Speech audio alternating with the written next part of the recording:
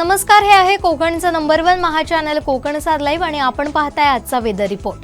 राज्यात वादळी पावसानं उघडीप दिली असली तरी तुरळक ठिकाणी हलक्या सरी कोसळतात। यातच राज्यात उन्हाचा चटका वाढला असून अनेक ठिकाणी पारा 36 अंशांपर्यंत पोहोचलाय।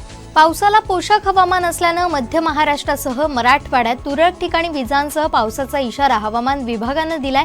उर्वरित राज्यात मुख्यतः कोरड्या हवामानाची शक्यता आहे। आग्नेय बंगालच्या उपसागरात आणि दक्षिण अंदमान समुद्रालगत चक्राकार वाऱ्यांची स्थिती सक्रिय आहे। या वाऱ्यांच्या प्रभावामुळे या भागात आजपर्यंत कमी दाबाचे क्षेत्राची निर्मिती होणार आहे। या प्रणालीची तीव्रता वाढून उत्तर अंदमान समुद्राजवळ चक्रीवादळ घोंगावण्याचे संकेत आहेत। ही वादळे प्रणाली हळूहळू उत्तरेकडे सरकणार आहेत। दरम्यान राज्यात सरासरी किमान 29 तर कमाल 31 इतकं तापमान राहील। राजधानी मुंबईत किमान 29 तर कमाल 32 इतकं तापमान असेल।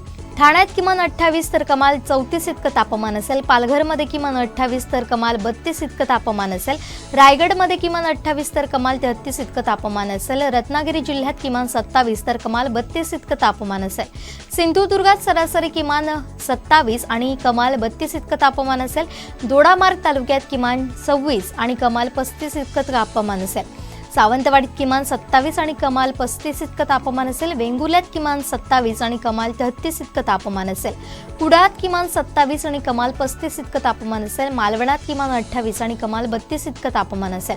देवगडात किमान 27 आणि कमाल 36 इतकं तापमान असेल। कणकवलीत किमान 27 आणि कमाल 34 इतकं तापमान असेल। वैभववाडीत किमान 27 आणि कमाल 34 इतकं तापमान असेल।